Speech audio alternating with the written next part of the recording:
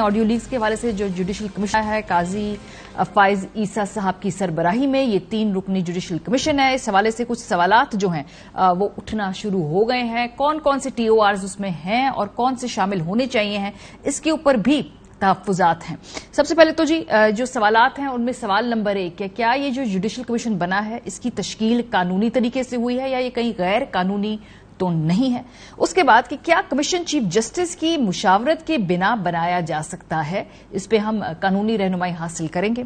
क्या वफाकी हुकूमत के पास इख्तियार है कि वो ऐसे कमीशन तश्कील दे सके।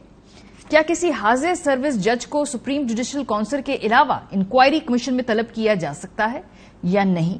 ऑडियोज कौन टेप करता है और कौन लीक करता है, क्या इसकी भी तहकीक होगी। ऑडियो लीक्स कमीशन की TOR जजेस की ऑडियो लीक्स का हवाला देते हैं, मगर जो सियासतदान हैं, जो सहाफी हैं, सरमायाकार हैं या और जो शहरी इन लोगों के साथ कनेक्टेड हैं, एसोसिएटेड हैं, उनकी ऑडियो और वीडियो लीक्स जो हुई हैं उनमें कितनी सदाकत है और उसको इस पूरे एम्बिट के अंदर क्यों नहीं लाया जा रहा। खाली स्पेसिफिकली अगर हम देखें तो इस वक्त जज हजरात और उनके खानदानों से रिलेटेड ऑडियो लीक्स की तहकीकात हो रही हैं। जरूर करें, जो भी उसका आउटकम है पता होना चाहिए सबको, लेकिन ये बड़ी ही एक पॉलिटिकली इंक्लाइंड और एडिटोरियलाइज्ड कमीशन के जो TORs हैं हुकूमत की तरफ से ये सामने आए हैं। इसके अलावा हम साथ साथ देख रहे हैं कुछ आम मुलाकातें भी हो रही हैं। राना सनाउल्लाह साहब ने कहा जी कि चूंकि सिविल सोसाइटी का प्रेशर बहुत ज्यादा था इसलिए ये जुडिशल कमीशन की तश्कील करना पड़ी। बड़े लोग परेशान थे, बड़े कर्ब में मुब्तला थे, वो कहते थे जी तहकीकात करें। आप सिविल सोसाइटी की डेफिनेशन राना सनाउल्लाह साहब की अपनी डिक्शनरी में क्या है, लेकिन बहरहाल उनके ऊपर प्रेशर बहुत है सिविल सोसाइटी का, इस वजह से ये हुआ। बहरहाल इसके ऊपर काजी फाइज साहब की जो स्टैंडर्ड पोजीशन है, जब उनके ऊपर वो केस चल रहा था उनकी अहलिया के असासों का, उनमें वो उनको तशवीश थी कि ये सर्विलेंस जजेस की कैसे करवाती जाती है, कौन करवाता है और इसकी तह तक पहुंचना जरूरी होगा। बहरहाल इससे जुड़े और बहुत सारे कानूनी सवालात का हम जवाब लेंगे। अनवर मंसूर खान, साबिक अटॉर्नी जनरल ऑफ पाकिस्तान हमारे साथ हैं, अब्दुल मुइज़ जाफरी, माहिर कानून। बहुत शुक्रिया दोनों हजरात का।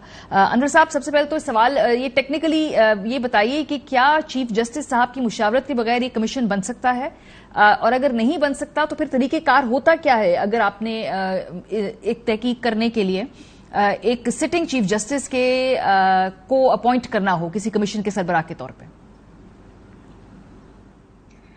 बिस्मिल्लाहिर्रहमानिर्रहीम। बहुत बहुत शुक्रिया मारिया, ये बहुत इंपॉर्टेंट इशू है और इस इशू के ऊपर बात करनी बहुत जरूरी थी मेरे ख्याल में।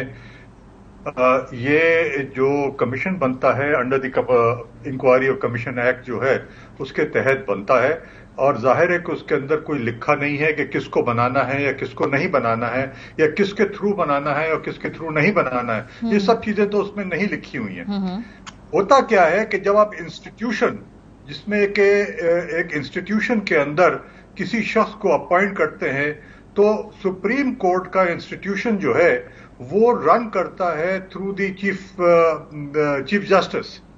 और जाहिर है कि आप जब किसी इंस्टीट्यूशन के चीफ जस्टिस के बगैर या उसके पूछे बगैर आप किसी को अपॉइंट करते हैं, तो ये हाई कोर्ट, सुप्रीम कोर्ट ने न्यूमरस टाइम्स कहा है कि बगैर चीफ जस्टिस के इजाजत के आप नहीं कर सकते। तो सबसे इंपॉर्टेंट चीज ये होती है कि चीफ जस्टिस से पूछा जाता है और चीफ जस्टिस फिर या तो खुद अपॉइंट करता है या फिर वो उनको इजाजत देता है किसी और को अपॉइंट करने की।